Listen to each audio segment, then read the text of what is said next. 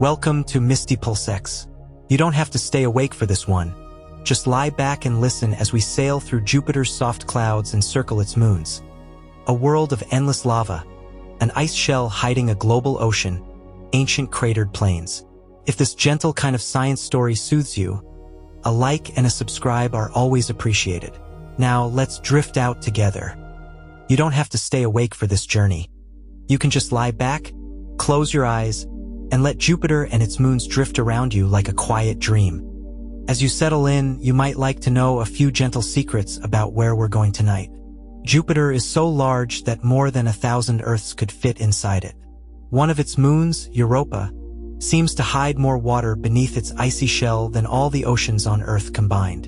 And high above Jupiter's cloud tops, the planet glows with soft auroras so wide they could wrap around our entire world many times over. You don't have to remember any of that. You can just let it wash past like distant starlight while your body becomes heavier, calmer, quieter.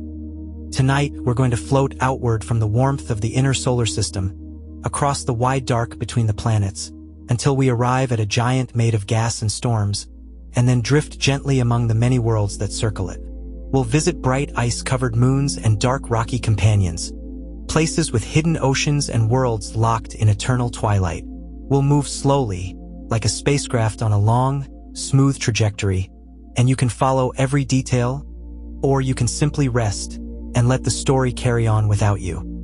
Even if you fall asleep, Jupiter will still be there, turning in the dark, its moons in their slow, precise orbits, like a cosmic mobile quietly spinning above a crib. Jupiter is so big and heavy that it could have become a small star, but stopped just short. Our destination is not a solid world like Earth, but a vast globe of hydrogen and helium, the same ingredients that make up the Sun.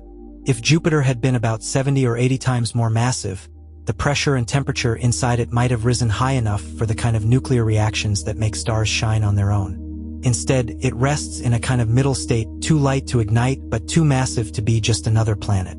It glows faintly in infrared, giving off more heat than it receives from the Sun, like a quietly cooling ember. In a way, we are traveling to visit a star that never quite woke up, a gentle failed sun that still gathers dozens of moons in its soft, deep gravity. Right now, in the real solar system, Jupiter is more than 400 million miles from Earth, depending on where both planets are in their orbits. That distance is so large that even a beam of light, moving at the ultimate speed limit of the universe, takes tens of minutes to cross it. If you turned on a flashlight on Earth and pointed it toward Jupiter, the photons leaving your hand would be older than this sentence by the time they reached the giant planet. For spacecraft, the journey is measured not in minutes, but in months and years. But for us tonight, distance is only a story. We'll cross the space between worlds in a few quiet breaths, letting that vast number, hundreds of millions of miles, drift by like a slow-moving cloud of stars. Jupiter is so massive that it outweighs all the other planets in the solar system combined, more than twice over. Imagine lining up every planet, Mercury, Venus, Earth, Mars, Saturn, Uranus, Neptune, then tipping them all onto a giant cosmic scale. Even together, they wouldn't match Jupiter's weight. This enormous mass gives Jupiter a powerful gravitational pull. It bends the paths of comets. It shapes the orbits of asteroids. It helps hold in place a little miniature solar system of moons, rings, and faint dust that orbits with it around the Sun. As you rest, you can picture Jupiter as a quiet anchor in the darkness, a soft golden giant whose gravity tugs gently on almost everything around it, including us. Jupiter is so wide that if you could set Earth beside it, our planet would look like a marble next to a basketball. Jupiter's diameter is about 11 times that of Earth. If you could stack Earth side by side across Jupiter's face, you'd fit about 11 of them from one edge to the other. And if you tried to fill Jupiter like a hollow shell, you'd need more than 1,000 Earth-sized spheres to fill the volume. This enormous size gives the planet a kind of visual softness. Through a telescope, it doesn't look small and hard like a star. It looks round and gentle, with pastel bands wrapped around its middle. You don't need to hold onto the numbers. The 11 times wider, the 1,000 Earths. Just imagine your whole world as a tiny bead of glass drifting near an enormous striped balloon, Turning slowly in the dark. Let's begin our journey near the sun and then drift outward, passing the inner planets on the way to Jupiter's orbit. We start close to the sun, where light is bright and shadows are sharp. Here, Mercury and Venus circle quickly, and somewhere along the way is Earth, the small blue world where you are resting right now. As we travel away from the sun, the light grows softer and more diffuse. The sun shrinks from a blinding disk to a bright star, still intense, but no longer filling the sky. Temperatures fall. Solar panels would become less efficient. The silence of space grows deeper. As you listen, you can imagine yourself aboard a quiet ship coasting outward, the inner planets now behind you, and ahead, somewhere hidden in the dark, the muted glow of Jupiter and its family of moons. Out here, at Jupiter's distance, sunlight is about 25 times weaker than it is at Earth. The sky is not pitch black, but the sun is much smaller and fainter. If you were standing on one of Jupiter's moons, midday would feel like a very bright but distant winter afternoon on Earth, the light soft with long shadows. The decreased sunlight means Jupiter's cloud tops are cold, hundreds of degrees below 0 Fahrenheit. Even though deep inside, the planet is warm and glowing. This dimness adds to the sense of calm. Everything in Jupiter's realm moves slowly through a softer, quieter light, as if the whole system has been gently turned down to a lower brightness for nighttime viewing. Jupiter spins so fast that a day there lasts only about 10 hours. Even though the planet is enormous, it completes a full rotation in less than half an Earth day.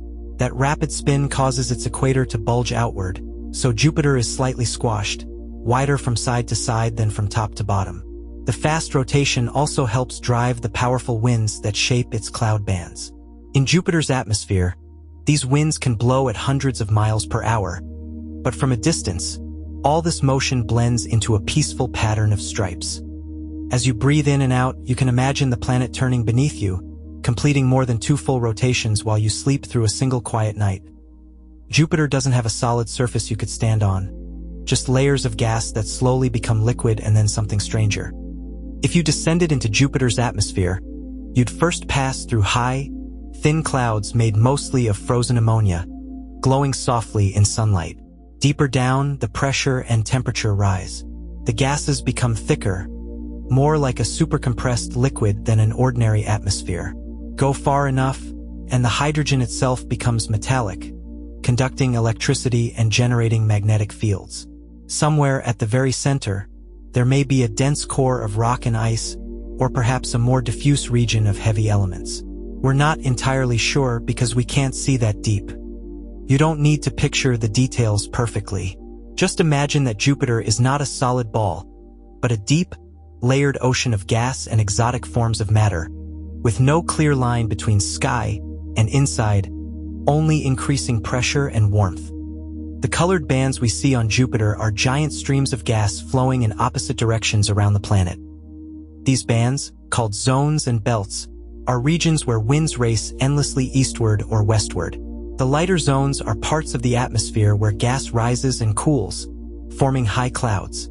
The darker belts are where gas sinks and warms, revealing deeper, darker layers.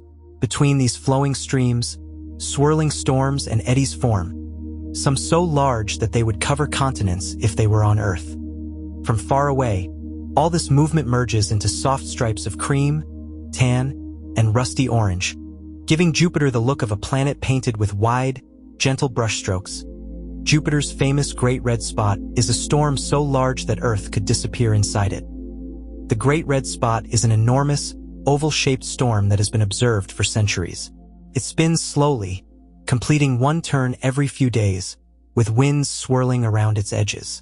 Although it's often described as gigantic or ferocious, from our peaceful vantage point, it's more like an ancient, steadfast whirlpool of clouds, quietly rotating in Jupiter's southern hemisphere. Over time, it has changed size and color, sometimes darker, sometimes paler, but always there, a familiar mark on a vast world. You can picture it as a slow, lingering eddy in an unimaginably large atmosphere, turning calmly while you drift off to sleep, its motions measured not in seconds, but in years and decades. Jupiter glows with its own internal heat, shining from within like a banked coal. Unlike Earth, which gets almost all its warmth from the sun, Jupiter emits more energy than it receives. This extra heat comes from the planet's gradual contraction over billions of years and from the slow settling of material deeper into its interior. It means that if you could see Jupiter in infrared light, it would look like a softly shining ember against the colder background of space, even on the side turned away from the sun. As you rest, this quiet inner warmth suggests that not all light and energy comes from outside sources. Some things, like Jupiter, and like you, carry a gentle heat within themselves. Jupiter's magnetic field is so strong that it creates a vast invisible bubble around the planet, bigger than the sun. This magnetic bubble, called a magnetosphere, traps charged particles and shapes them into belts and streams that encircle Jupiter. If we could see this structure with our eyes, it would dwarf the planet itself, stretching millions of miles into space. At the edges, Jupiter's magnetosphere brushes up against the solar wind, the stream of particles flowing outward from the sun. The interaction between them creates waves and boundaries, like the edge of a very large, very quiet magnetic ocean. You can imagine Jupiter not just as a globe of swirling clouds, but as the center of an enormous, invisible shell, turning silently as it moves around the SUT Jupiter's poles. The planet's magnetic field and the solar wind combine to create auroras far larger and more energetic than Earth's northern lights. These auroras form bright rings and curls of light, encircling the poles in glowing ovals. They flicker and shift as particles funnel down along magnetic field lines and strike the atmosphere. If you could stand on a moon close to Jupiter, the auroras might appear as ghostly halos, far above the cloud tops, constantly changing but always present in some form. To instruments and cameras, they're beautiful signs of a dynamic magnetic environment. For our nighttime journey, you can think of them as soft polar crowns of light, shining quietly over the planet like gentle, unending dawns. Jupiter also has rings, but they are so faint and thin that they're almost invisible. Unlike the bright, icy rings of Saturn, Jupiter's rings are made mostly of dark dust. This dust comes from tiny meteoroids striking small inner moons and kicking material up into orbit. The result is a delicate, whisper-thin set of rings that hug the planet's equator. When spacecraft have flown through the system and looked back toward the sun, these rings appear as subtle arcs of light, barely visible against the darkness. In the background of our story, you can imagine these rings as a soft, dusty halo, not drawing much attention to themselves, just a quiet detail around a very large world. Jupiter's gravity helps protect the inner solar system by changing the paths of comets and asteroids. Because Jupiter is so massive, it can capture or redirect objects that stray too close. Some comets are pulled into new orbits or broken apart. Others are flung outward, sent into safer, more distant paths. Over billions of years, this gravitational influence may have reduced the number of large impacts in the inner solar system, acting a little like a guardian, though not a perfect one.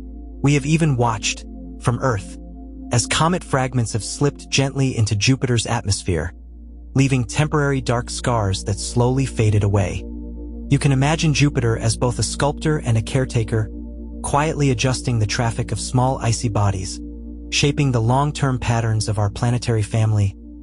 Jupiter takes almost 12 Earth years to complete one orbit around the Sun.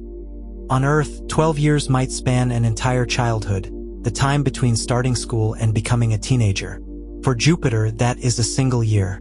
During one Jupiter year, Earth races around the Sun 12 times, like a small, eager runner circling a slow, enormous walker. This long orbital period means that the positions of Jupiter and its moons change slowly against the background stars, drifting through the constellations at a gentle pace. As you lie here, your own nights and days come and go quickly compared to Jupiter's stately path, like soft waves lapping against a very slow, deep current. Around Jupiter, more than 90 known moons circle in a wide, layered family of worlds. Some are tiny, irregular pieces of rock and ice, only a few miles across. Others are large, round worlds with their own internal structure and history.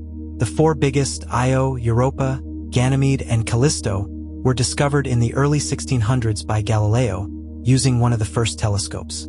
Together, they form a kind of miniature model of a planetary system, volcanic, icy, massive, and ancient. In the next part of our journey, we'll drift close to these 4 major moons, lingering over each one, like visiting neighbors along a quiet country road from far away. The orbits of Jupiter's moons look like thin, bright rings drawn around the planet, each one moving at its own steady pace. Io orbits closest of the big 4, racing around Jupiter in less than 2 days. Europa follows, then Ganymede, then Callisto, slower and slower as the distance grows. Their motion is predictable and precise. You could set a clock by their eclipses and transits, the way they pass in front of or behind Jupiter as seen from Earth or from a spacecraft. These orbits are shaped and stabilized by Jupiter's gravity and by subtle resonances between the moons themselves. You can imagine them as 4 luminous beads sliding along invisible tracks around a great striped lantern, each completing its circuit on a reliable, calming schedule. To get ready for our close look at the moons. Let's slow our imaginary spacecraft and ease into orbit around Jupiter itself. As we do, the giant planet fills more of our view. The bands of clouds become broad, colorful currents, and the great red spot appears as a reddish oval, small compared to Jupiter but still larger than our entire planet. Above the swirling weather, the sky is black, sprinkled with distant stars. Below, the atmosphere deepens into layers we can't see. Around us, tiny points of light are the moons, each one following a path traced out by gravity millions and millions of times. You can think of this moment as arriving at a quiet, slowly turning city in space, with the planet as the glowing center and the moons as softly lit neighborhoods circling in the dark. Spacecraft from Earth have visited Jupiter and its moons, giving us detailed images and measurements that guide this nighttime tour. The Pioneer and Voyager missions flew past in the 1970s, taking the first close-up photographs of the giant planet and its big moons. Later, the Galileo spacecraft went into orbit around Jupiter, circling the planet for years and studying its system in depth. More recently, the Juno mission has been flying in an elongated path over Jupiter's poles, mapping its gravity, magnetic fields, and deep atmosphere. Each mission adds more layers to our understanding, like slowly turning up the resolution on a picture that starts blurry and becomes clearer with time. You don't need to remember the mission names or dates. All you need to know is that our view of Jupiter is not a guess. It's the result of decades of quiet, patient exploration, carried out by machines that glide through space while most of us are asleep. In the soft light of Jupiter's orbit, the 4 Galilean moons show 4 very different personalities.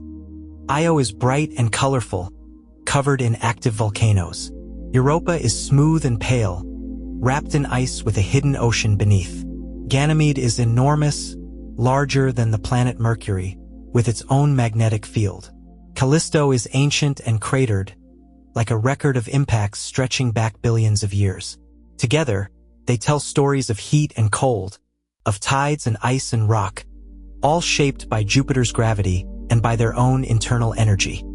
In the next part of our story, we'll visit each of these worlds in turn, gliding slowly from one to the next, as if walking through rooms in a quiet, dimly lit gallery. For now, keep your attention soft and gentle, not straining. You don't have to hold on to every detail about Jupiter's mass or size or magnetic field. You can let the numbers and names drift past like stars slipping by a window. What matters is the feeling. A giant planet turning steadily in the darkness, glowing faintly with its own heat, wrapped in bands of clouds, surrounded by many moons on carefully traced orbits. As you rest, that entire system keeps moving at a measured, unhurried pace. While you breathe slowly in and out, Jupiter completes a tiny fraction of its rotation. One more small step in a journey it has been taking for more than 4 billion years. From our quiet orbit around Jupiter, Io is the first bright world to slide into view. It hangs just above the striped planet like a tiny, mottled marble, too small to show much detail to the naked eye, but already different from the dull, gray rocks you might imagine a moon to be. Io is streaked with yellows and oranges, patches of white and splashes of darker material, like an artist's palette where all the fiery colors have been swirled together. Against the soft pastel bands of Jupiter, Io moves quickly, completing a full orbit in less than 2 Earth days. As we drift closer in this nighttime story, you don't have to keep track of hours or distances. You can simply picture Io as a bright, restless bead of color, gliding through Jupiter's gentle light, always changing, always circling on Io. The ground is constantly reshaped by fire. Io is the most volcanically active world we know of in the entire solar system. Its surface is dotted with hundreds of volcanoes, some of them large calderas surrounded by fresh lava flows, others small vents hidden among plains of sulfur. Spacecraft have photographed towering plumes of gas and dust erupting from Io's volcanoes. Fountains so tall they arch hundreds of miles above the surface before falling back in slow, graceful arcs. Instead of the familiar grays of our moon, Io's colors come from sulfur and sulfur compounds, baked and frozen, melting and refreezing, changing form under the influence of intense heat. Some areas gleam in pale yellows and whites. Others are deep, rusty red or black where lava has recently cooled. If you could fly over Io, you would see a patchwork of volcanic fields, lava lakes, and strange, bright deposits, constantly renewed on timescales far shorter than those of most other moons. You don't need to imagine explosions or violence.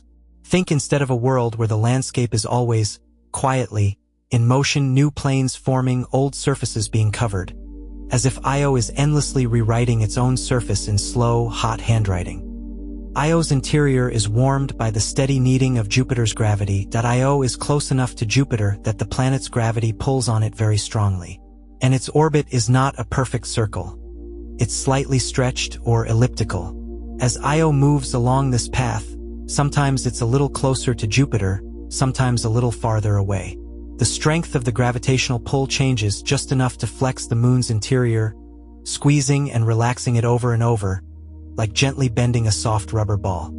This constant flexing generates friction inside Io, and friction produces heat.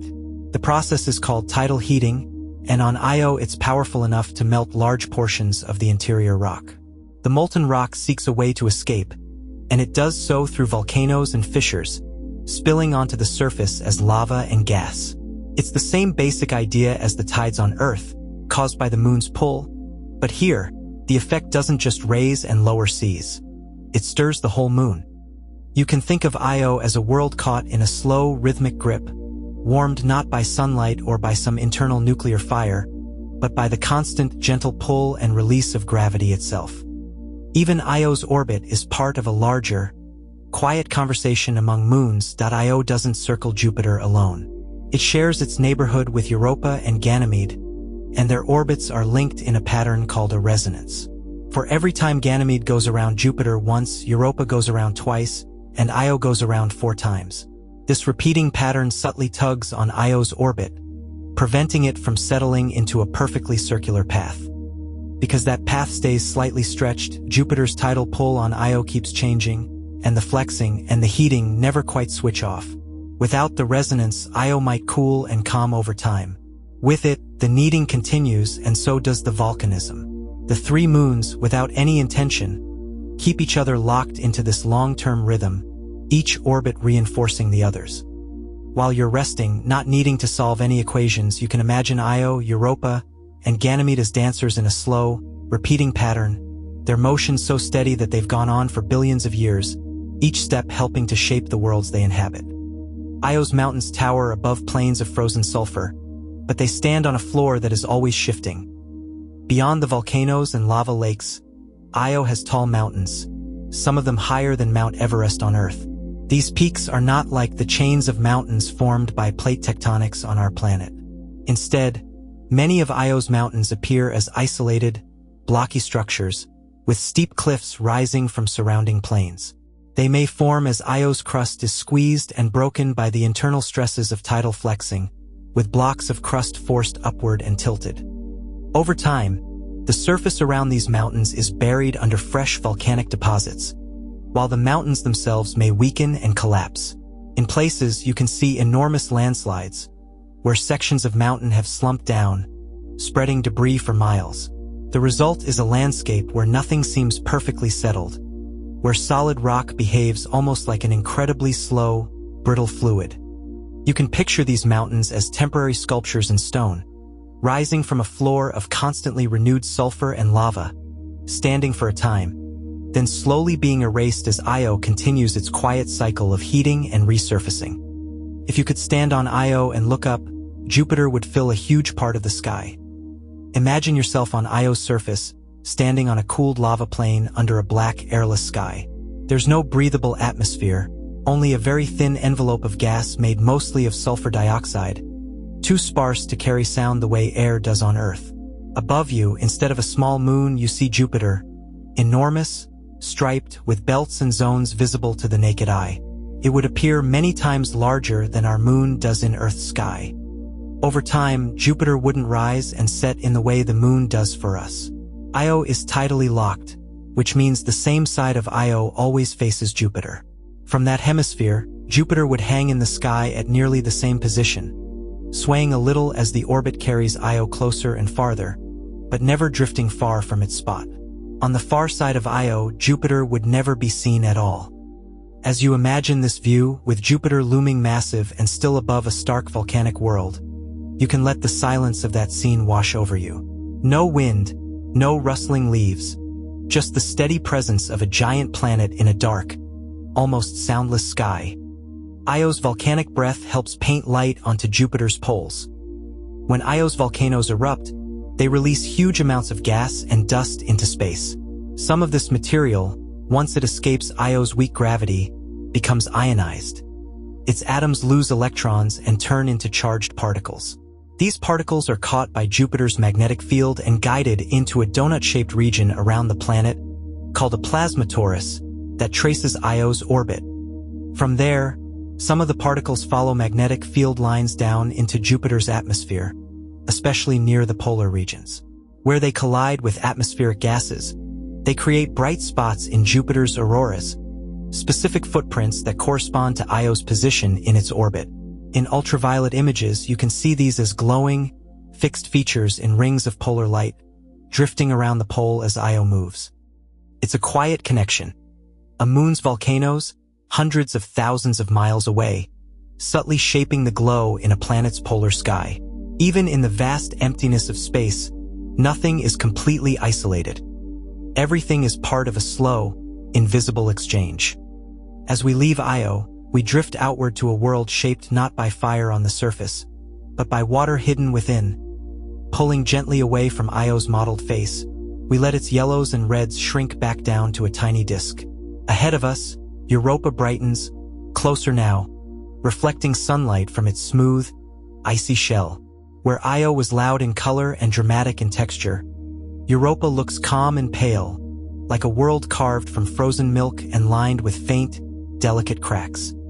You can feel the contrast, leaving behind a constantly erupting landscape and approaching something that appears still and quiet, like a frozen lake on a winter night, though beneath the ice, something deep and fluid may be moving. Europa may hold more liquid water than all of Earth's oceans combined.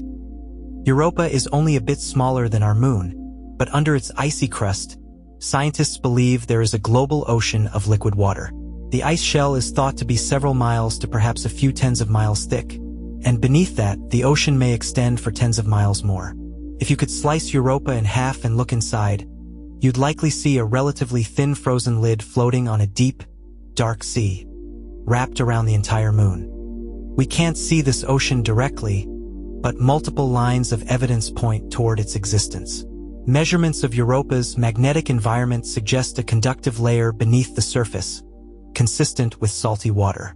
The way Europa's surface flexes as it orbits Jupiter hints at a decoupling between the outer ice and the interior, as if the crust is floating on something softer. Models of how much heat Europa's interior should generate also favor a liquid layer instead of a completely solid structure.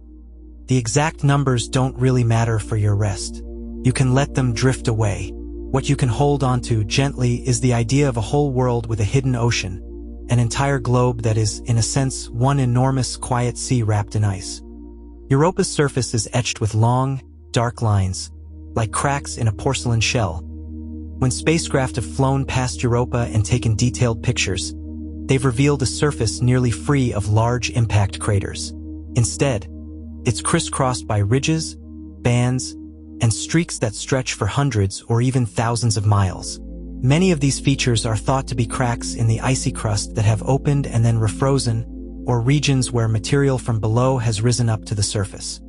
Some areas show what's called chaos terrain, jumbled regions where blocks of surface ice appear to have broken apart, rotated, and shifted before refreezing, like the shattered pieces of a frozen lake that was briefly stirred from below. The ice is not perfectly rigid. Over long periods, it can flex and flow, especially if warmed by gentle heat from beneath.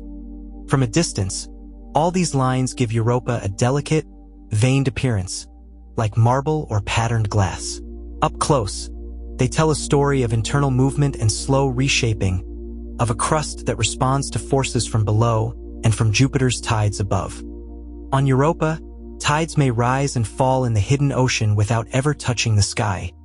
Just as Io is flexed and heated by Jupiter's gravity, Europa also experiences tidal forces. Its orbit, too, is kept slightly off-circular by the resonance with Io and Ganymede. As Europa moves closer to and farther from Jupiter, its interior deforms a little, generating heat. That heat is enough to keep the water layer beneath the ice from freezing solid all the way through. Inside Europa, the hidden ocean may have tides that rise and fall against the underside of the ice shell. These tides could create currents, mixing water and transporting chemicals from place to place. If the rocky mantle beneath the ocean is warm enough, hydrothermal vents might spew minerals and energy into the water, providing environments where chemistry can unfold in complex ways. You don't need to imagine all the details of currents and vents. It can be enough to picture a lightless ocean, untouched by sunlight, yet slowly stirred by gravity and heat, like a cosmic tide pool sealed beneath a frozen lid. Europa's ocean is dark, but it might not be barren on Earth. Life thrives not only at the surface, where sunlight is abundant, but also in deep oceans, around hydrothermal vents far from the reach of the sun. There, bacteria and other organisms use chemical energy from the hot, mineral-rich water to fuel their existence. Entire ecosystems, with complex food webs, survive in perpetual darkness, warmed by the planet's internal heat. Europa's ocean could offer similar conditions. Liquid water, energy from tidal heating and possibly from hydrothermal vents, and a long, stable environment lasting for billions of years. Those are ingredients that, at least in one place we know Earth, have permitted life to emerge and evolve. We don't know if that has happened on Europa. For now, it's a quiet question, floating in the dark. If your mind wants a gentle mystery to rest on as you drift towards sleep, it can linger here, on a hidden ocean under an alien sky, possibly home to simple, patient forms of life that have never seen a star. Sometimes Europa may breathe into space in fleeting, icy plumes. There is evidence that Europa occasionally sends water vapor up through cracks in its ice shell, creating plumes that rise hundreds of miles above the surface before falling back, like slow-motion geysers in a vacuum. These plumes may be driven by pockets of liquid near the surface or by pressure and heat from the ocean below. Telescopes have detected hints of these plumes in ultraviolet light, and spacecraft observations have picked up signals that could be consistent with flying through thin clouds of water vapor. If future missions pass close enough, they may be able to sample these plumes directly, tasting the ocean without having to drill through the ice. You can imagine Europa's plumes as soft, silent breaths of vapor, invisible in the blackness except where they catch the sun's light, each one a small, temporary bridge between the hidden ocean and the empty sky. From Europa's surface, Jupiter would dominate the heavens in a quiet, unchanging way. Europa, like Io, keeps the same face turned toward Jupiter. If you were standing on the side that faces the planet, Jupiter would loom overhead, a huge striped disk with swirling bands and the great red spot visible as a rust-colored oval. Light from Jupiter, reflected sunlight from its clouds, would softly illuminate Europa's icy plains, adding a faint, diffuse glow to the dimmer sunlight. The sky would be black, filled with stars, but Jupiter would outshine them all, a steady presence. You might also see other moons at times, small bright points moving across the sky near Jupiter's disk, sometimes passing in front of it or slipping into its shadow. The shadows of Europa and other moons occasionally sweep across Jupiter's cloud tops as well, creating wandering dark spots on the planet's face. In that stillness, with no air to carry sound and no atmosphere to scatter light into a blue sky, You could stand on a frozen surface above a global ocean, under the watchful, silent gaze of a giant planet. A scene designed for slow breathing and unhurried thoughts. Future spacecraft will visit Europa, studying it in careful, patient detail that in the coming years, new missions are planned to make repeated flybys of Europa, mapping its surface with higher resolution, probing its ice shell, and measuring its environment more precisely. Instruments will look for signs of active plumes, study the thickness of the ice, and search for chemical fingerprints that might hint at the composition of the ocean below.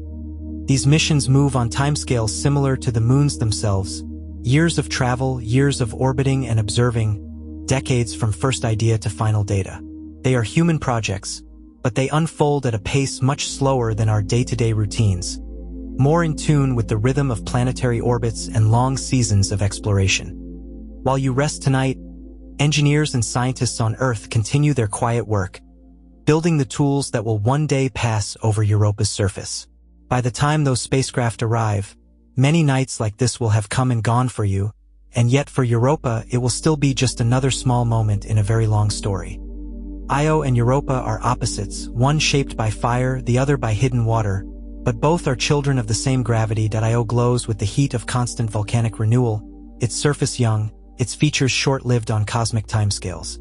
Europa hides its restlessness beneath a calm, icy face, with motion concentrated in the deep ocean and in slow shifts of the crust.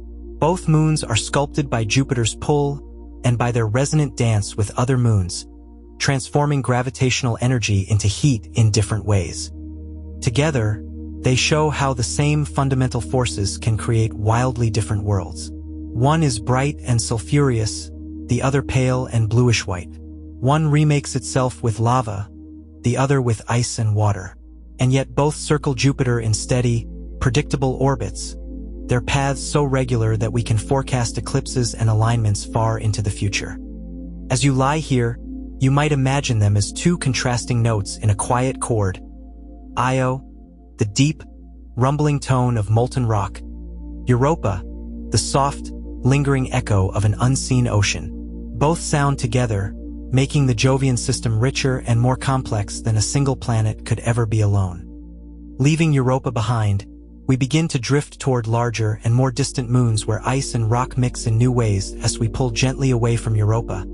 Its bright, veined surface slowly shrinks, becoming a small, white bead again. Ahead, Ganymede and Callisto wait in wider orbits, like outer rooms in the same vast, silent house.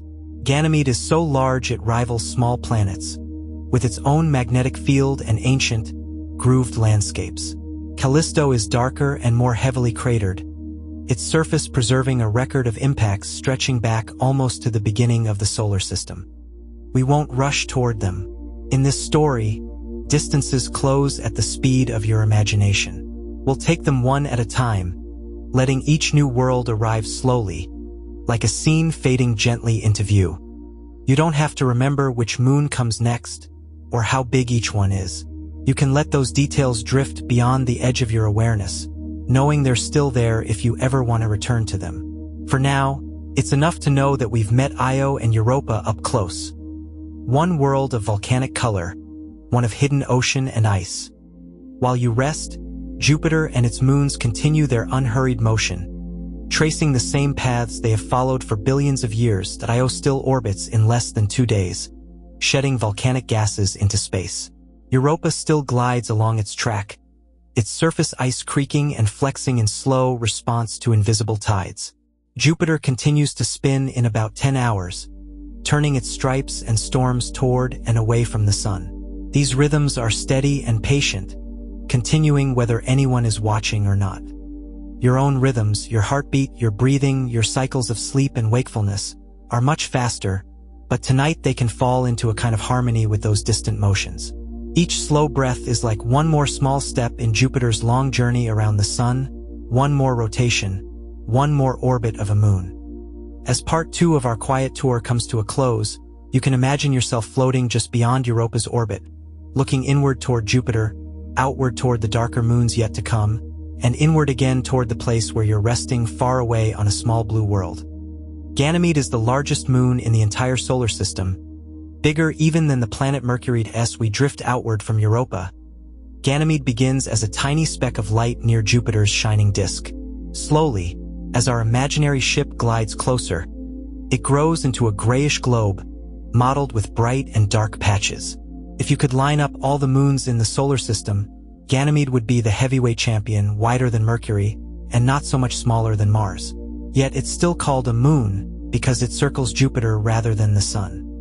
You don't need to hold onto the numbers or compare diameters in your mind.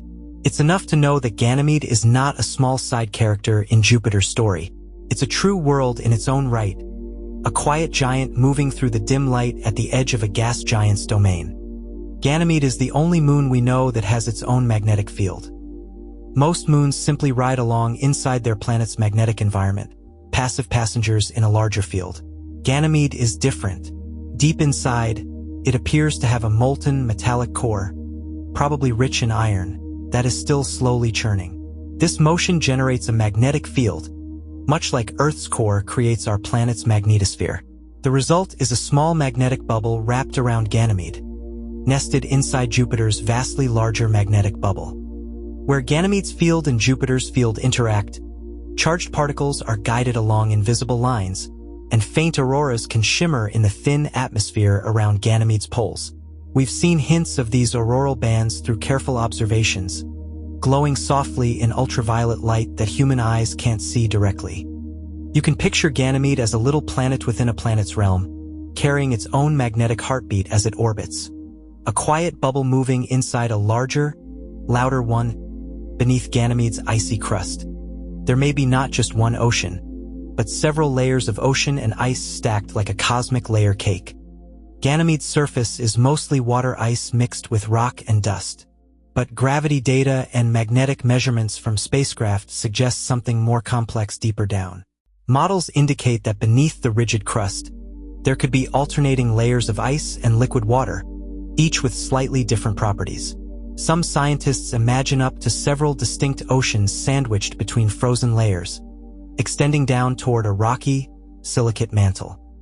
These layers would be kept partially liquid by heat from the interior, generated by the decay of radioactive elements and perhaps a little tidal heating, and by the pressure and salt content in the water. The details are still uncertain, and future missions hope to clarify them, but the broad outline is intriguing. A world with multiple hidden seas, not just a single, simple ocean. As you rest, you might hold a gentle image of Ganymede's interior as a series of quiet, dark lakes stacked one above the other, separated by miles of ice, all hidden beneath a surface that looks, at first glance, like just another frozen moon. Ganymede's surface is split between ancient, dark regions and brighter, grooved terrain where the crust has been stretched and reshaped. When you look closely at Ganymede, you don't see a uniform face. Large patches are very dark and heavily cratered, probably dating back billions of years to the early solar system. These areas are like old pages in a book, unchanged except for new craters appearing over immense spans of time. Interwoven with these are lighter, brighter regions where the ice has been faulted and ridged, forming long, parallel grooves and bands. These grooved terrains may have formed when internal processes, perhaps slight warming or stretching of the crust, caused the surface ice to crack and shift. Blocks of crust moved relative to each other, creating a pattern like the grain in wood or the wrinkles on a slowly folding sheet. Compared to the dark, cratered areas, these grooved regions are younger, suggesting that Ganymede has experienced episodes of tectonic-like activity that reshaped parts of its surface. You can imagine Ganymede's face as a patchwork quilt of time. Some pieces nearly as old as the solar system, others somewhat younger, all stitched together by ridges and grooves that record ancient motions in frozen rock. On Ganymede, impact craters tell stories of slow, steady bombardment across billions of years. Unlike Io, whose surface is constantly renewed by lava, Ganymede preserves many of the scars left by colliding comets and asteroids. Some craters are small, simple bowls. Others are huge, complex basins with bright rays of ejecta radiating outward. In a few cases, the impacts were powerful enough to create multi-ring structures, concentric circles of ridges and fractures that ripple out for hundreds or even thousands of miles. Over time, ice can flow slowly under its own weight. On Ganymede, this means that very old craters may soften and relax, their sharp edges blurring into gentler depressions. Newer craters remain crisp for longer, their rims standing out against the older landscape. From far above, all of this becomes a subtle texture on the surface, like the varied brushwork in a very large painting. Each crater is a quiet reminder of an impact that happened on a timescale far beyond human memory. One more small event in Ganymede's long history. A day on Ganymede lasts just over 7 Earth days, and like its siblings, it always keeps the same side facing Jupiter. Ganymede is tidally locked, which means it rotates once each time it completes an orbit around Jupiter. From the side that faces the planet, Jupiter would appear as a large, striped oval in the sky, smaller than it looks from Io or Europa, but still much larger than our moon appears from Earth. It would hang in a nearly fixed position above the horizon, slowly turning as Jupiter spins, showing different faces over the course of each long day. The sun, distant and pale, would rise and set very slowly, tracing a shallow arc across the sky over the course of more than a week. The lighting would be gentle, with long twilight periods where the ice glows softly and shadows stretch far across the ground. Nights would be dark but not entirely empty. Jupiter's reflected light and the distant gleam of other moons would give the landscape a faint, ghostly illumination. As you imagine this slow, 7-day cycle of light and dark, you can let your own much shorter night feel even more peaceful. Just a brief, quiet pause while other worlds take their time turning beneath a small sun. Ganymede has a very thin atmosphere, containing a whisper of oxygen that is far too tenuous to breathe. This atmosphere is more like a faint fog of molecules drifting above the surface than anything we would recognize as air. The oxygen is not produced by plants or life, but by sunlight and charged particles striking the icy surface and breaking apart water molecules. The hydrogen tends to escape more easily, leaving a slight excess of oxygen behind. In such an environment, there is no wind as we know it, no clouds drifting across the sky. A feather dropped from your hand would fall just as quickly as in a vacuum. Sound would not carry in any familiar way. The atmosphere is interesting to scientists because of what it tells us about surface chemistry, but for a human visitor, it would be indistinguishable from emptiness. You can think of Ganymede's atmosphere as a delicate, invisible veil, scientifically important, but so thin that it changes almost nothing about the feeling of standing on ice under a black sky. If you could stand on Ganymede and look around, the landscape would feel both alien and strangely calm. Under your boots, the ground would be solid ice mixed with rock dust, cold and rigid. In some places you'd see rolling plains with scattered craters. In others, the grooved terrain would rise in subtle ridges stretching off toward the horizon. On a clear patch of ground, Jupiter would hang in the sky, its bands and storms clearly visible, a distant but constant presence. At the edge of the sky, you might catch the small, star-like points of Io, Europa, and Callisto as they move along their orbits. There would be no rustle of leaves or distant hum of traffic, only the soft crunch of your suit against ice, the quiet thud of your own footsteps, and the faint, filtered sounds of your breathing. Above, the stars would be even more plentiful than from Earth, unblurred by any significant atmosphere, sharp and steady against the darkness. You can let that image settle in. A silent, icy plain under a large, slowly turning planet, with the universe arched overhead in perfect, unblinking stillness.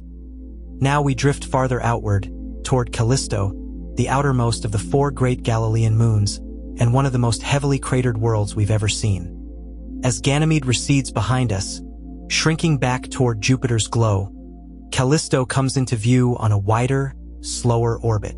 It appears darker than its siblings, with a surface that looks mottled and worn, like an old, weathered stone. Where Ganymede shows a mix of old and young regions, Callisto appears ancient almost everywhere, its entire face a record of impacts going back nearly to the birth of the solar system. If Ganymede is a world that has changed and reworked parts of its surface, Callisto is a world that has mostly watched, recording the long reign of cosmic debris with quiet patience. Callisto is sometimes called a fossil moon, preserving an almost unbroken history of impacts over billions of years. When spacecraft have taken close-up images of Callisto, They reveal a surface dense with craters of all sizes. Wherever you look, one crater overlaps another, and then another in a layered pattern of circular depressions. There are no large smooth plains like the lunar seas on our moon, no wide-grooved terrains like Ganymede's. The absence of major resurfacing suggests that Callisto's crust has remained relatively unchanged for a very long time. Some of the biggest impacts have created vast, multi-ring basins, where the energy of the collision rippled through the crust and formed concentric rings of ridges and fractures that extend for thousands of miles. These basins stand out as bright, circular patterns against the darker background, like ripples frozen in a pond that solidified long ago. You can imagine Callisto as a diary that has never been rewritten, its pages filled with the quiet marks of countless impacts, each one a distant echo of rocks and ice meeting its speed in the dark. Unlike Io, Europa, and Ganymede, Callisto keeps its distance from Jupiter's strongest tidal forces and radiation. Callisto orbits farther out, where Jupiter's magnetic field and radiation belts are weaker. The gravitational tugs that need Io and help keep Europa's and Ganymede's interiors warm are much gentler here. As a result, Callisto seems to have experienced less internal heating and less geological activity. Its interior may not be fully differentiated. Rock and ice might be more mixed than in its inner siblings.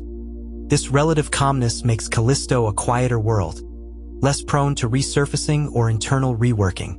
It has simply turned and turned around Jupiter for billions of years, collecting craters and preserving them. The radiation environment at Callisto's distance is also more forgiving than near the inner moons, which has led some mission planners to consider it as a potential staging ground for future exploration of the Jovian system. For now, in your imagination, Callisto is simply a distant, dark, and steady companion, keeping watch from the outer edge of Jupiter's main family. Even Callisto may hide a subsurface ocean, but if it exists, it is likely more isolated and tranquil than Europa's.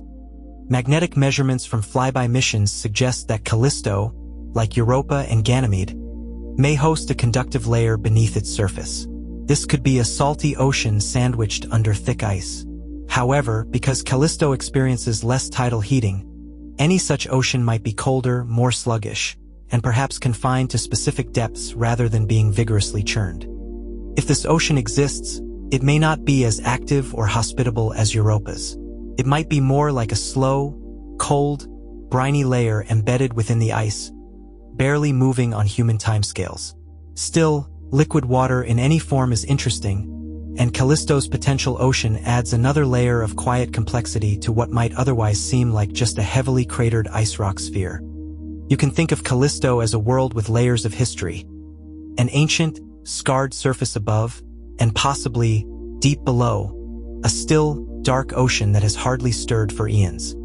Callisto's largest impact basins create great, pale patterns that stretch across much of the moon point. One of the most striking of these is a huge, multi-ring structure that spans thousands of miles, its center marked by a bright patch and its outer rings faintly visible as circular ridges.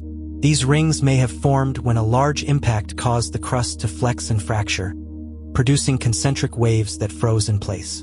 Over time, smaller craters have rained down on top, but the underlying pattern remains. From space, these basins look almost like flower patterns or the growth rings of a tree, reminders of single, powerful events that took place long ago. On the ground, if you were standing within one of these basins, the scale might be hard to grasp. The curvature would be so vast that the local landscape would appear as hills and ridges, the overall circle lost in the horizon. In your mind's eye, you can simply see them as pale, circular scars on a dark, ancient face, a gentle pattern etched over billions of quiet years. A day on Callisto is about 16 Earth days long, and the light is soft and distant. Like the other Galilean moons, Callisto is tidally locked, always showing the same hemisphere to Jupiter. From the near side, Jupiter appears smaller than from Ganymede or Europa, but still significant, a striped disk moving slowly through different phases as the planet rotates. The Sun, even smaller than seen from the inner moons, rises and sets at a leisurely pace, taking more than 2 weeks to cross the sky from sunrise to sunrise. The sunlight at Callisto's distance is weak, like a permanent late afternoon in winter on Earth, but without the haze of an atmosphere. Shadows are crisp, and the ice and rock on the ground reflect light in subtle tones of gray and brown. With no air to scatter it, the sky remains black even at noon, the stars and planets visible alongside the tiny sun.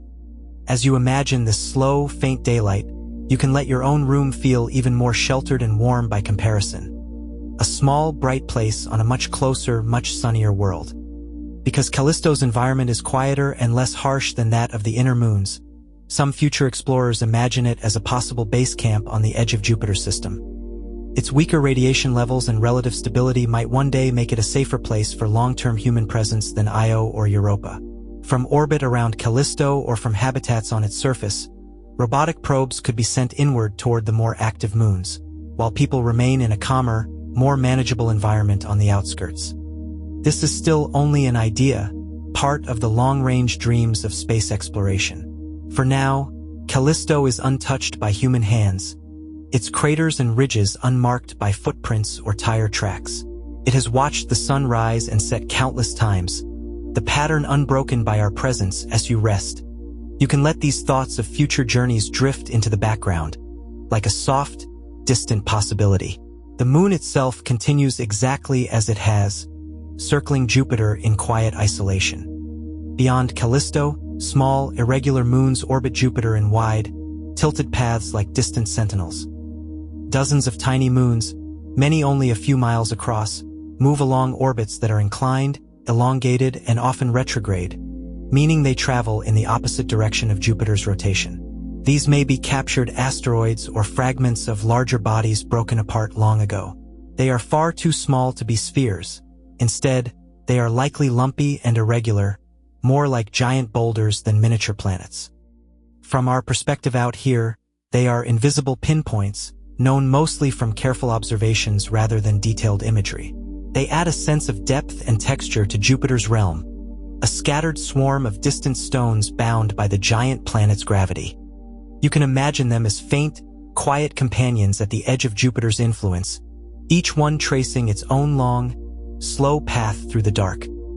Taken together, Jupiter and its moons form a miniature solar system within a solar system.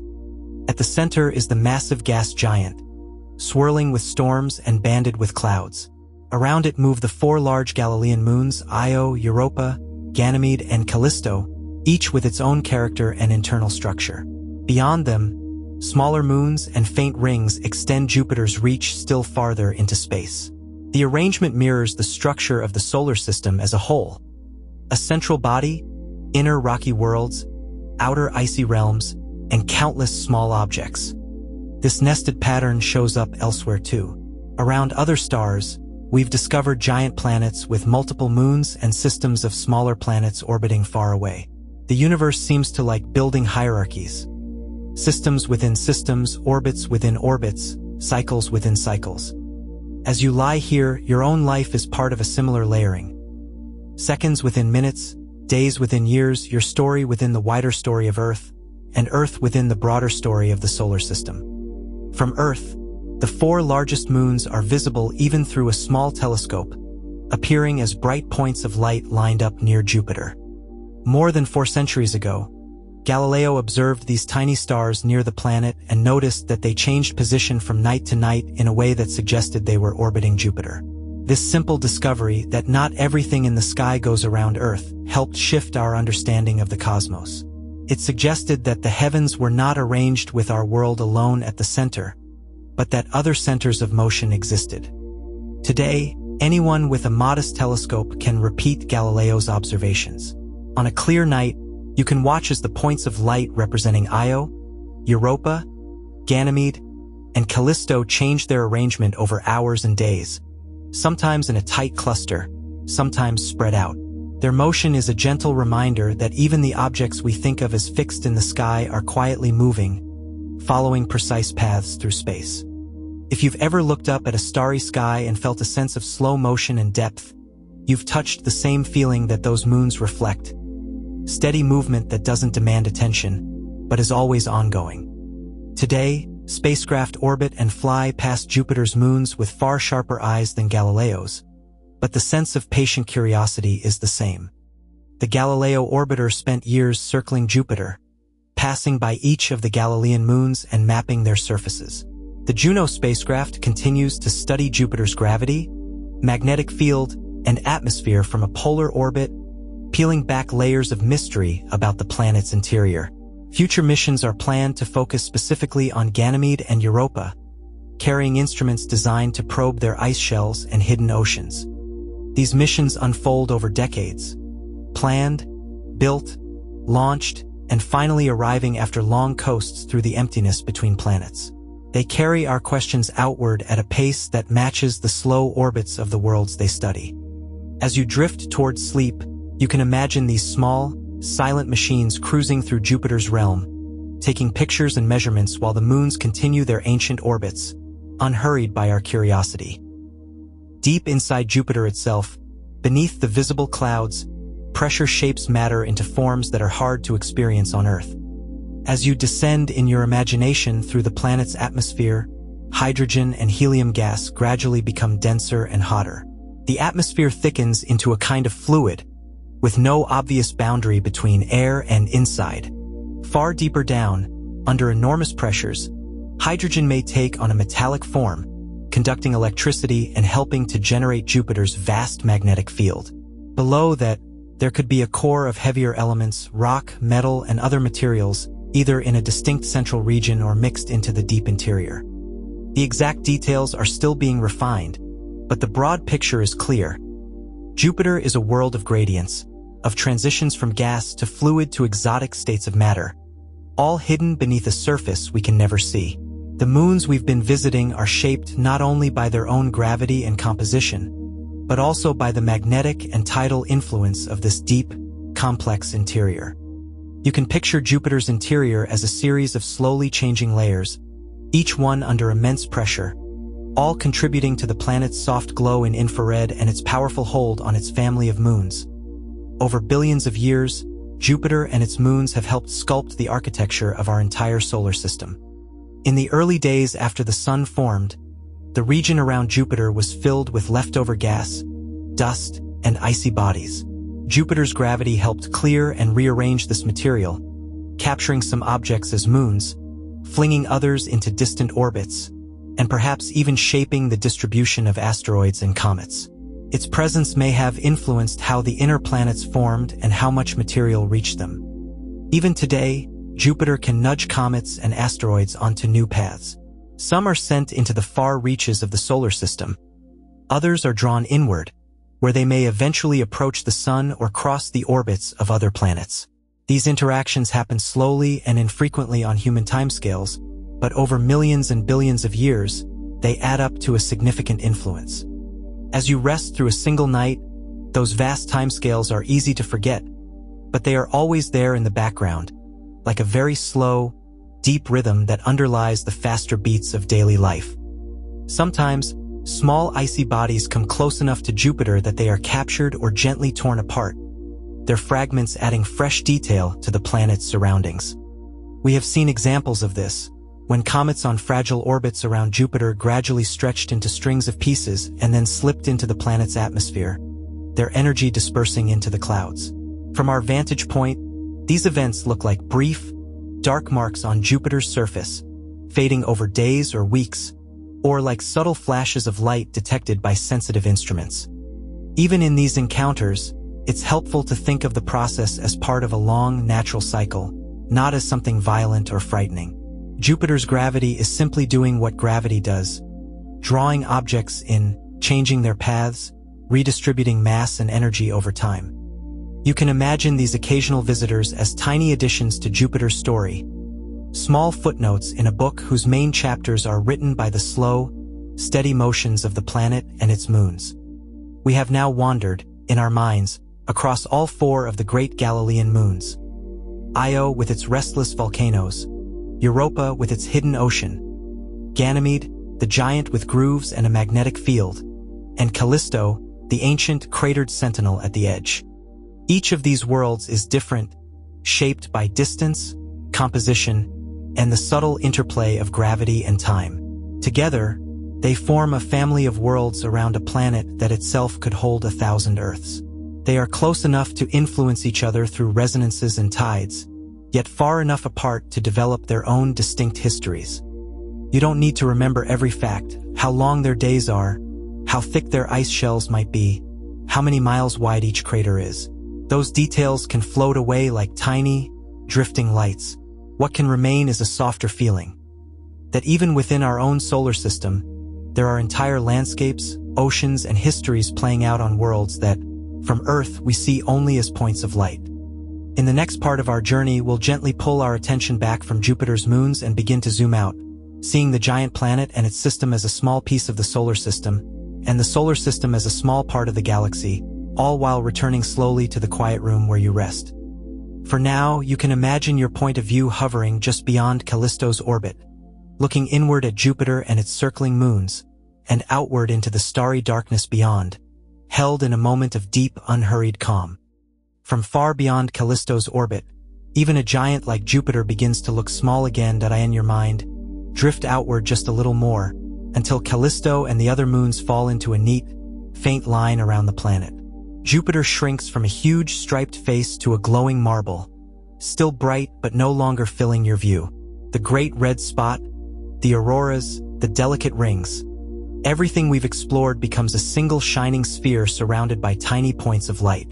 It's still enormous compared to any of the moons, but compared to the space around it, Jupiter is just one more object moving through a vast, quiet darkness. You can hold that image gently. A giant planet, complete with its own family of worlds, now small enough to fit comfortably in the palm of your imagination. Jupiter orbits the Sun about 5 times farther out than Earth, a distant lantern circling a quiet star. If you could look down on the solar system from high above, you'd see the Sun at the center like a bright ember. Close in small, rocky planets, Mercury, Venus, Earth, and Mars trace tight ellipses around it. Farther out, the gas giants begin. Jupiter first, then Saturn, then Uranus and Neptune, each on a wider, slower path. Jupiter's average distance is about 5 times Earth's, so if Earth were a ring running around the Sun, Jupiter's ring would be much larger and more spread out. At that distance, Jupiter takes almost 12 Earth years to complete one trip around the Sun. While you grow from a child into a teenager, Jupiter has just enough time to count one birthday. Its slow orbit is steady and patient, like a long, looping walk taken around a neighborhood that changes only very gradually. As you rest, you can imagine the solar system as a series of quiet tracks laid out around the Sun, with each planet gliding along at its own unhurried pace. Our entire solar system is drifting through space, even as the planets circle the Sun right now. As you lie here, the Earth is orbiting the Sun at about 67,000 miles per hour. The Sun itself, dragging all its planets along, is orbiting the center of the Milky Way galaxy at hundreds of thousands of miles per hour. Everything is in motion, spinning, circling, drifting, all at once. And yet, you feel none of that movement in your body. Gravity keeps you settled on the surface of Earth, and our planet's atmosphere cradles you so gently that all these enormous speeds feel like stillness. From Jupiter's vantage point, this is just as true. Jupiter orbits the same Sun, carried along the same galactic path. The whole solar system is like a small flotilla of boats on a river, each boat circling the central current in its own way, while the entire group glides downstream together. You can let that idea be comforting. Even when everything is moving at incredible speeds, it can feel up close, perfectly calm and still. Jupiter's gravity has helped shape the solar system we know, quietly influencing Earth's history from afar. With more mass than all the other planets combined, Jupiter has a strong gravitational pull. In the solar system's early days, billions of years ago, that pull helped scatter and capture countless leftover chunks of rock and ice. Some of these objects became moons. Others were tossed outward into distant orbits or inward toward the Sun. Over time, Jupiter's influence helped sculpt the asteroid belt and may have affected how and where the inner planets grew. Today, Jupiter still tweaks the paths of comets and asteroids that wander too close. Some are nudged onto safer orbits. Others are captured. A few may be redirected inward. There's debate among scientists about exactly how protective Jupiter has been for Earth, but its presence clearly matters. It's one of the reasons our solar system looks the way it does. A quiet, heavy hand that has been guiding traffic for billions of years. You can think of Jupiter as a distant, slow-moving guardian, not perfect, but important. An old, massive neighbor whose gravity helps keep long-term order in our cosmic street. Jupiter shares its orbit with swarms of asteroids that travel ahead of and behind it, like quiet companions. These are called Trojan asteroids, and they cluster around two stable points in Jupiter's orbit, one leading the planet and one trailing behind. At these locations, the gravity of Jupiter and the Sun balances in such a way that small bodies can remain there for long periods, gently corralled into loose swarms. From far away, it's as if Jupiter is not alone on its path, but accompanied by distant flocks of rocky objects. These Trojans vary in size and shape, from small fragments to larger, irregular bodies. Some are ancient, left over from the early days of the solar system, carrying clues to the materials that built the planets. Missions from Earth are on their way to visit them, flying through these clusters like ships drifting slowly through a quiet, rocky harbor. You can picture Jupiter's orbit not as a clean, empty circle, but as a broad path sprinkled with companions, moons close in, Trojans far ahead and behind. All sharing the same long journey around the Sun. Between Mars and Jupiter lies the main asteroid belt, a wide region of rocky remnants that never formed a full-sized planet. The belt is not a dense field of debris where ships would have to weave between boulders, as in movies. Instead, the asteroids are scattered far apart, separated by enormous distances. Most are small, irregular bodies, chunks of rock and metal that formed early and never merged into larger worlds. Some, like Ceres and Vesta, are big enough to be almost spherical, miniature protoplanets that nearly became something more. Jupiter's gravity has helped keep this region from forming a single large planet, tugging on the orbits of the asteroids and stirring them over time. Instead of one world, we have many. A population of orbiting stones that occasionally send a traveler inward to cross paths with Earth, Mars, or even the Sun itself, though such close encounters are rare on human timescales. As you drift toward sleep, you can imagine the asteroid belt as a sparse, quiet ring of forgotten building blocks, circling in the dark between the inner and outer planets. Closer to the Sun, the inner planets, including Earth, move faster, their years shorter and their skies brighter. Mercury races around the Sun in just 88 Earth days. Venus takes about 225 days. Earth completes its orbit in 1 year, and Mars in roughly 2. These planets are small and rocky, with solid surfaces where mountains rise, rivers carve paths, and atmospheres swirl. Their proximity to the Sun means sunlight is stronger here than in Jupiter's realm, warming their surfaces in different ways depending on their clouds, compositions, and distances. Earth sits in a zone where temperatures, with the help of our atmosphere, allow liquid water to remain stable on the surface. It's neither too hot nor too cold on average, a delicate balance that has made oceans, lakes, and rivers possible for billions of years. From Jupiter's orbit, Earth is just a pale, bluish point near the Sun up close. It is a world of weather and waves, forests and deserts, cities and quiet rooms like the one you're in now. You can think of Earth as a small, temperate oasis on an inner track, warmed by the same star that glows softly over Jupiter and its moons. The Sun, which looks like a small disk from Jupiter, is a full, brilliant star from Earth's sky. On Earth, the Sun dominates the daytime, flooding our atmosphere with light that scatters into a bright blue sky. Its enormous energy drives our weather, powers plant life through photosynthesis, and ultimately fuels almost every natural process we depend on.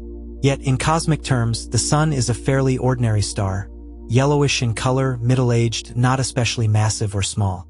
There are countless similar stars in our galaxy, each with its own story. From Jupiter's distance, the Sun would appear smaller and dimmer, more like an intense point of light than a wide disk. Yet it still provides enough energy to light up Jupiter's clouds and warm its upper atmosphere. The same star serves both worlds, changing only in apparent size and strength with distance, like a campfire seen from nearby and from far away. You can imagine the Sun as a kind of shared hearth for all the planets, its warmth felt differently in each place but tying the entire solar system together. Our solar system is just one among hundreds of billions of systems orbiting within the Milky Way galaxy. If you zoom out far beyond Jupiter, beyond Neptune, Beyond even the region where comets may drift in the deep cold, you begin to see the galaxy itself. The Milky Way is shaped like a flattened disk with spiral arms, a barred spiral galaxy stretching about 100,000 light-years across. Our sun is located in one of those arms, not at the center, not at the edge, but somewhere in between, in a relatively calm neighborhood. Within this galaxy, stars swirl around the center in broad, slow orbits. It takes the sun roughly a couple 100 million years to complete one full circuit, a galactic year. During that time, planets form, evolve, and change. Species appear and vanish. Continents drift across planetary surfaces, all while the galaxy turns, almost imperceptibly, like a vast, glowing pinwheel. As you rest on your small world, you are already riding through the Milky Way, part of this huge, gentle rotation that cares nothing for the hurry or worry of individual days. From far away, our entire solar system would be just a tiny, dim mote in one of the Milky Way's spiral arms. The bright dots of Jupiter, Earth, and the Sun would blur into a single, unresolved speck of light when viewed across interstellar distances. To any observer far out in space, we would appear as a point among countless other points, no more or less obvious than many of our neighboring star systems. Only by coming closer, by resolving that point into its separate parts, would Jupiter's glow, Earth's blue, and the Sun's stellar brilliance stand out as distinct. This perspective can feel humbling, but it can also be soothing. If our entire solar system is just one small glimmer in a galaxy of hundreds of billions of stars, then the stresses and concerns of one human day become very small indeed. Not unimportant, but gently placed within a much larger frame. You can let that thought lighten your mind, that the universe is vast enough to hold all worries without being troubled by them, and calm enough that you are free to rest. Now, in your imagination, let's begin the journey back inward, from the scale of the galaxy down to your own quiet room. Start by picturing the Milky Way as a broad, faint band of light across a dark sky. Within that band lies our sun, a single star with its planets. Zoom in until that star stands alone, bright against the dark. Around it, tiny points mark the orbits of the planets: Mercury, Venus, Earth, Mars, then the wider paths of Jupiter, Saturn, Uranus, and Neptune. Among them, countless smaller pieces of rock and ice follow their own quiet courses. Focus on the region near the Sun until the third orbit comes into view, Earth's path, a ring traced by billions of days and nights. On that orbit, pick out the small, blue dot that is our home world. Compared to Jupiter, Earth is modest. Compared to the Sun, it is tiny. Compared to the galaxy, it is almost nothing at all. And yet, for you, it is everything. The place where you were born, where you live, where you're lying right now. You can imagine slowly gliding down toward that blue dot, leaving Jupiter and its moons behind as small, fading lights in the distance. From Jupiter's realm, Earth would appear as a pale star hugging close to the Sun, but up close, Earth is richly alive. As you approach the planet in your thoughts, the blue of its oceans becomes clear, wrapped by swirling white clouds. Continents in greens and browns emerge beneath the weather, each one with its own landscapes. Mountains, forests, deserts, fields, and cities. A thin atmosphere surrounds everything, a delicate shell of air that's thick enough to breathe and thin enough to let in the sun's light. At night, the dark side of Earth glows with small clusters of lights where people have gathered and built homes, towns, and cities. Between these areas, there are wide stretches of quiet darkness. Oceans under starlight, deserts under the moon, forests and plains under the soft glow of distant skylines. You can treat Earth as your familiar island in space. A place where you don't need a spacesuit, where gravity feels just right, and where the air you're breathing has been shaped by the lives of countless plants and animals over billions of years. Earth's own magnetic field and atmosphere quietly protect you from the harsher parts of the universe. Deep inside Earth, molten metal moves and flows, generating a magnetic field that extends into space. This field deflects many charged particles that stream from the Sun and from distant cosmic sources. Our atmosphere, thick at the surface and thinning out with altitude, absorbs much of the remaining radiation and burns up most small meteoroids before they reach the ground. Together, These layers create a shield that makes the surface of Earth a relatively gentle place compared to the vacuum outside. We don't feel this protection directly in our bodies, but we experience its effects every day. Safe sunlight, breathable air, and a sky that flickers with auroras only under special circumstances and usually in far northern or southern skies. Most nights, the biggest light show we see is the moon, the planets, and the stars themselves. You can think of Earth as wrapped in a quiet, invisible cloak, allowing you to lie in a bed or sit in a chair without worrying about the forces swirling just beyond that protective shell. Now let's come even closer, from planetary scale down to the side of the world where night has fallen. Imagine the Earth slowly turning beneath the sun, so that where you are, day has yielded to twilight and then to full night. The side of the planet facing away from the sun is bathed in starlight and the reflected glow of the moon, if it's up. Clouds drift overhead, weather systems glide from west to east, and high above them, satellites and space stations trace silent arcs across the sky. On the ground, temperatures gradually cool. People wind down their routines, turn off lights, close curtains, and settle into beds. Animals that move by night begin their quiet activities. Others curl up to sleep. The planet doesn't stop turning, and the atmosphere doesn't stop flowing. But in many places, the level of noise and activity drops, like a soft dimmer switch lowering the brightness of the day. Within that nighttime half of Earth, pick out the country, the region, the town or city where you are. Imagine seeing it from above. A cluster of lights, roads connecting neighborhoods, a few darker patches of parks or fields, all resting on a small patch of crust floating on a molten interior, orbiting a star, circling in a galaxy. Zoom in again to a single building or home where you are listening to this story. From the sky, your home is just one of many dots. From the street, it has familiar walls and windows and doors. Inside, there are rooms arranged in ways you know by heart. A kitchen, perhaps a living room, one or more bedrooms. And in one of those rooms, there is a bed or a couch or a comfortable chair where you are now hearing these words. Around you, there might be small sounds. The faint hum of appliances, the distant rush of traffic, the soft ticking of a clock, or perhaps just the quiet of late night. Lights may be low or off, curtains drawn or open to the dark outside. Your body rests against fabric and cushioning, held gently by Earth's gravity, anchored in place despite all the enormous motions happening far above. You can imagine the walls of your room as a tiny, safe capsule wrapped inside larger and larger shells. Your home, your town, your country, your planet, your solar system, your galaxy. All of that is real, and yet right now, all that's required of you is nothing more than breathing in and out. Your body, too, is made of material that once belonged to stars and drifting gas clouds. The iron in your blood, the calcium in your bones, the carbon in your muscles and brain, all of these elements were forged long ago in stars that lived and died before our sun was born. When those stars gently released their material into space, that enriched gas eventually became part of the cloud that formed our solar system. From that cloud came the sun, the planets, and eventually life on Earth. That means you are connected, in a literal, physical way, to the same processes that shape Jupiter and its moons.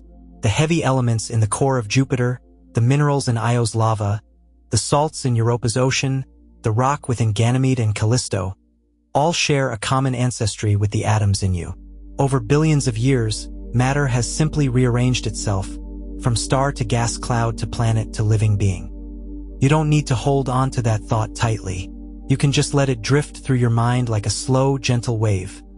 You are made of the same stuff as the stars and the worlds you've visited in this story. While you lie here, your breath moves in a quiet rhythm, much faster than Jupiter's orbit but just as steady in its own way. Inhale slowly, then exhale. Your chest rises and falls. Your heartbeat ticks like a small, reliable clock inside you. These cycles are measured in seconds, not years, but they are still cycles. Repeated patterns that continue without you having to control them consciously. They are your internal orbits, your personal tides. Far away, Jupiter completes one rotation every 10 hours, its moons orbit in days and weeks, and the planet loops around the sun in 12 Earth years. On even longer timescales, the sun circles the center of the Milky Way, and the galaxy itself evolves over billions of years. Your breathing and your heartbeat are like tiny, intimate echoes of these larger rhythms. As you notice your own quiet pulses, you can feel a kind of kinship with the universe. You are not separate from the cycles of motion and time, just a smaller, more delicate example of them.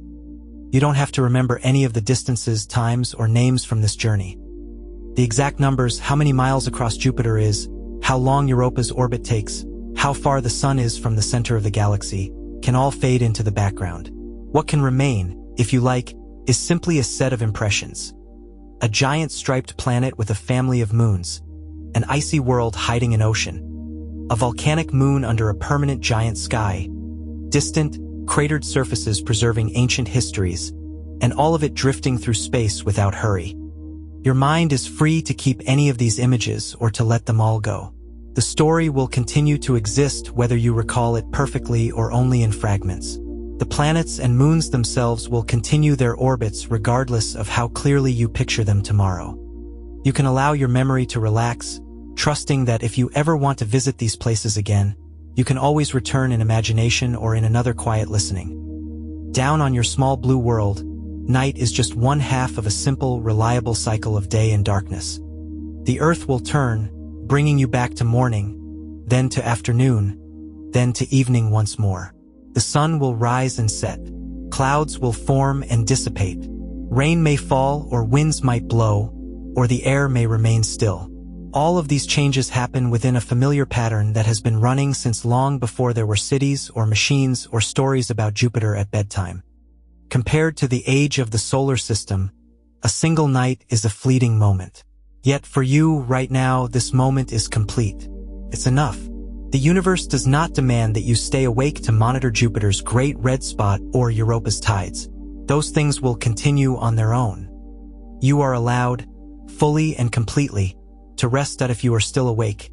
You can linger for a few more breaths with the image of Jupiter and its moons turning slowly in the dark, far above and far away. Picture the giant planet, softly lit by the distant sun, its bands and storms rotating in a stately dance.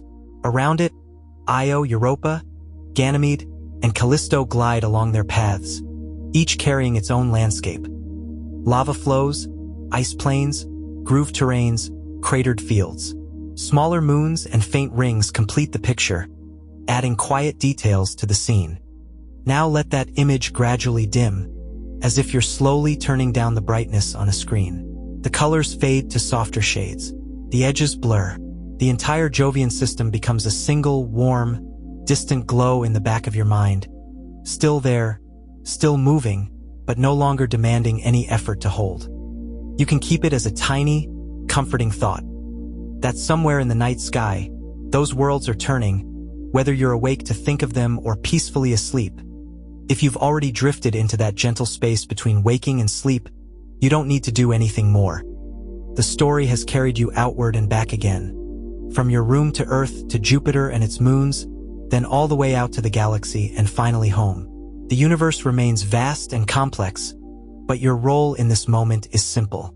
You are just one small, living being on one small, beautiful world, taking a well-deserved rest as everything else goes on at its own unhurried pace. If you find yourself returning to full wakefulness, you can always listen again, or follow your curiosity another night, to other planets, other stars, other gentle stories. None of it is urgent. The cosmos will wait. For now, let your body grow heavy and your thoughts grow light. Let Jupiter and its moons recede into the distance. Let the sounds around you soften. Let your eyes, whether open or closed, relax. You are here. You are safe. The universe is wide and calm enough to hold you. And as all those distant worlds continue their quiet orbits in the dark, you can simply breathe and rest.